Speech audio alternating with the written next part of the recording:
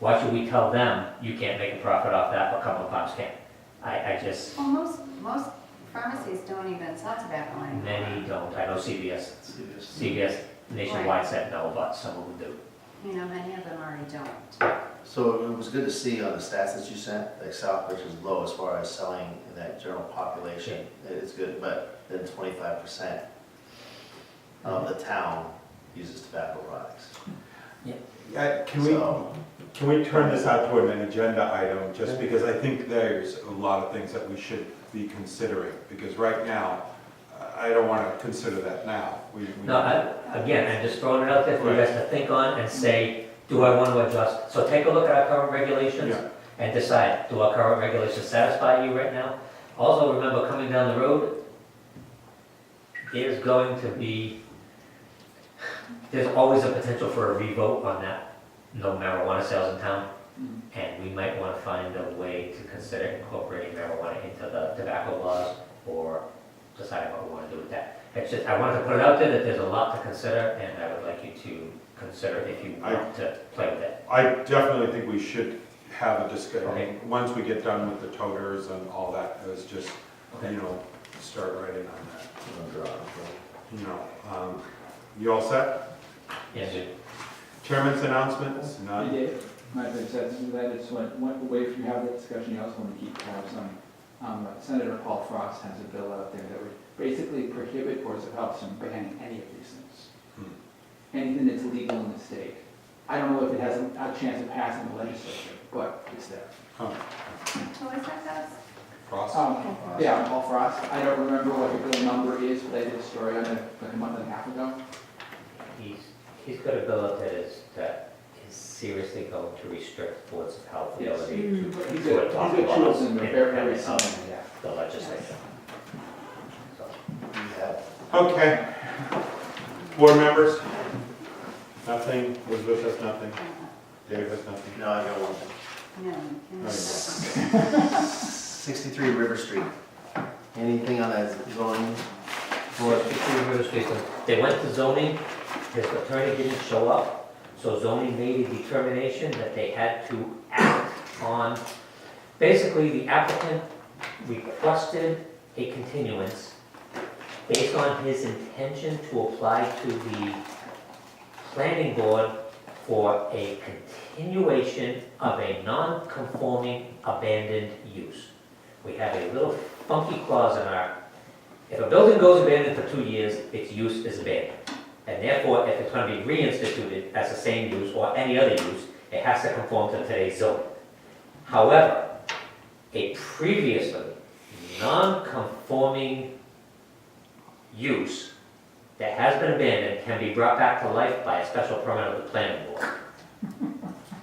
So the zoning board said, you have until, and I forget what date it was, I think it was September 13th, to make an application to the planning board.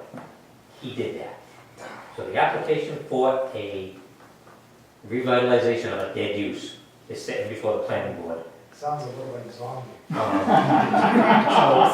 there is also a law out there that the building is for sale. So, okay, it has been brought up in the meetings a few times here, and I'm not sure the legality of it, but we obviously have a lot of blighted homes, and I know you guys are busting your behinds on getting stuff, and every time I bring up an address, you spit it out, no problem.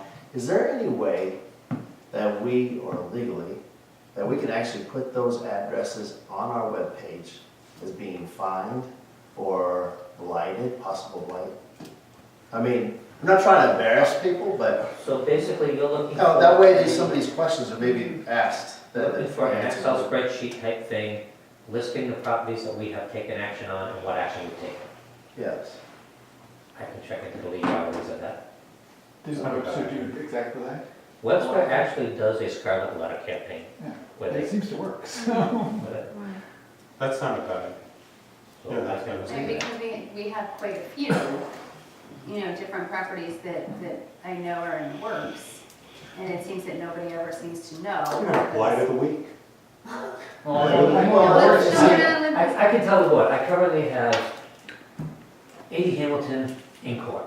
It is pending a judge's decision to take that. I'm not confident she's going to decide that way. 9 Rose Street, Hamilton, is that the old bar? No, No. it's the house in the back. that's the pink house. Oh, yeah, yeah. 9 Rose Street, a burner from about 6 months ago.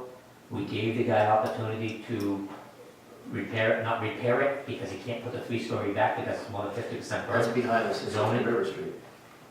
Nope, No, it's a. Rose Street is across Mechanic Street. Yeah. All right. More than 50% burn. We have that one in court Monday. Our intention there is to ask the judge to order him to make it into a 2-family or tear it down. Because it's got 5,000 square feet and 50 feet of frontage, we cannot deny him the right to restore it to a 2-family. I just took action today on 66 Central Street. It was 1 year ago today that we declared it unfit for human habitation. After you declare a building unfit for human habitation, you have 1 year in which to address it. Thereafter, the board can order it removed. So I order it removed. I'm giving 14 days to take action. Thereafter, I will bring it to court and see if that is in the housing code, the state housing code. So I will see if the courts will back the housing code. It doesn't meet any zoning. It's too small a lot. It's got too little frontage. There's still a lot of illegal activity going on at that location. I mean, you can drive down the street and watch it going on the porches. Right. So that one, I just took first steps on it because we had to hit that 1 year mark before I could order them to remove it. So there is a lot of activity going on Leadville. I know it's not sometimes the most visible ones. 215 Hamilton Street, I just vacated that one. I ordered it boarded and secured, so that should be done this week. And I am going to try to look at receivership for that one and 20 Walcott. I think there's 2 possible candidates for receiverships. So we've got 6 or 7 in the works right now. So my whole purpose behind this was basically to answer some questions for the citizens. It's up there, and then you can say, refer to the webpage, or, hey, that's a good idea, okay, we didn't see this one. 9 times out of 10, you already saw it and did something. That's the whole process, that's all. I don't mean to drag this on, I just want to. No, unfortunately, I've probably seen them all.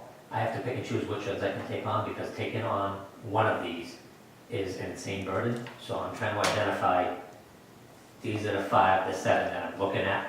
And I know others are looking at others, but the resources don't allow to take all of them on at once. Well, No, I and understand. I think that's another issue that unfortunately a lot of our citizens don't understand, is they seem to think that for whatever reason, you know, it's like we can just take it and demand them to tear it down and like it's gone the next day. And unfortunately, I mean, these things, it's a process and it takes time and. The blood bylaw is an amazing tool. It gives me a lot of teeth I didn't have before, but it is still a tool that's only good as far as compliance is concerned. If I say you're not doing that right and they don't comply, I then have to start the process of enforcement and it's a very burdensome So if you're process. short-handed, Andy, So, you could always send it to me and I'll build a spreadsheet for you, if it's lawful. I imagine that we can probably do it as we go and just keep adjusting it. All right, let's move on. Thanks, Andy. Mr. Chair. Anything else? Subcommittee? Does anyone want Yeah, nothing. sustainability? That would be landfill oversight. Yeah, that's all Sue, so Yeah. she's not here. Schedule next meeting. I'll entertain All right, some dates. we And consider when we're scheduling that meeting, at this meeting proposed solid waste